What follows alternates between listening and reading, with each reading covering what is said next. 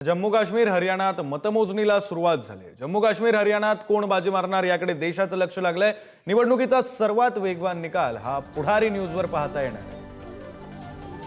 मतमोजणीला आता सुरुवात झालेली आहे। आत्ताच्या घडाची ताजी अपडेट ही आहे की आता मतमोजणीला सुरुवात झाली। जम्मू काश्मीर आणि हरियाणा या दोन्ही ठिकाणचा विधानसभा निवडणुकांच्या निकालाला आता निकालाच्या मतमोजणीला सुरुवात झालेली आहे।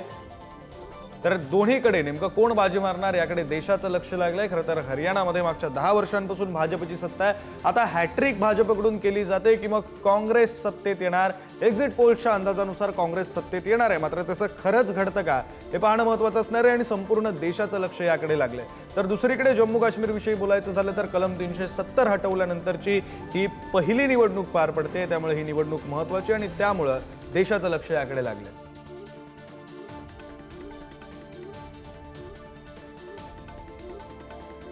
मतमोजणीला आता सुरुवात झालेली आहे। आपण दृश्य पाहतोय। जम्मू काश्मीर आणि हरियाणा दोन्ही राज्यांमधील मतमोजणीला आता सुरुवात झाली। प्रतिनिधी शिवाजी काळे आपल्या सोबत आहेत। शिवाजी, तुम्ही हरियाणामधली काही समीकरणं मगाशी समजावून सांगत होतात, पुन्हा एकदा त्या समीकरणांकडेच येऊया।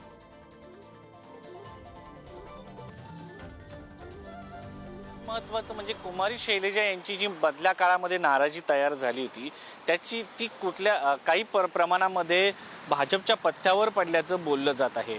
आणि कारण सुरुवातीला भाजपच्या एका नेत्यांशी आम्ही बातचीत करत होतो तेव्हा त्यांनी असं सांगितलं होतं की आम्ही खूप बॅकफूटवरती होतो, ही गोष्ट खरी आहे।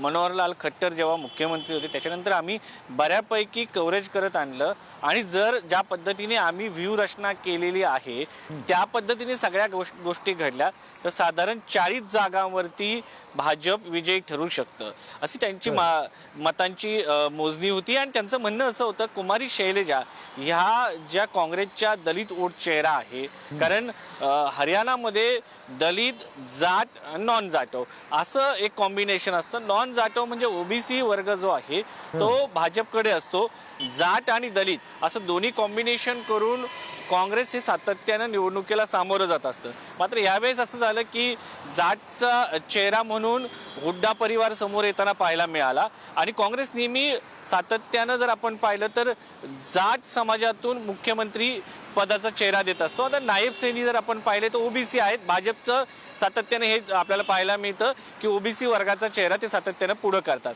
मात्र ह्यावेळेस असं झालं की कुमारी शैलजा यांना स्वतःलाही तिकीट मिळालं नाही, त्यांचे जे समर्थक होते त्यांना 8 ते 9 तिकीटं मिळाली, त्यामुळे त्या बऱ्यापैकी नाराज असल्याचं समजत होतं। आणि त्या मनोहरलाल खट्टर पासून इतर जे भाजपचे नेते होते त्यांना ऑफर केलं होतं की तुम्ही भाजपमध्ये या, मात्र त्यांनी तो नाकारली, कारण त्यांच्या लक्षात येत होतं की कल हा लोकांचा काँग्रेसच्या बाजूने आहे। दुसरा मुद्दा असा झाला की आई निवडणुकीच्या मतगणनेच्या मतांच्या ज्या दिवशी मतदान होणार होतं त्या दिवशी कुमारी शैलजा 1-2 दिवस अगोदर सोनिया गांधी यांना भेटायला आल्या।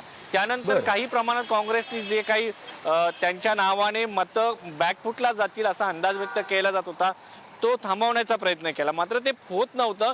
हे समजल्यानंतर काँग्रेसने ताबडतोब अशोक तंवर हे जे दलित समाजाची चेहरा आहे यांना काँग्रेसमध्ये घेतलं। आता याचा तुम्ही जी समीकरणं सांगताय, काही मुद्दे सांगताय ते खरंच लक्षात घेण्यासारखे आणि महत्त्वाचे आहेत, मात्र तुम्हाला काही वेळासाठी थांबवतो आपण।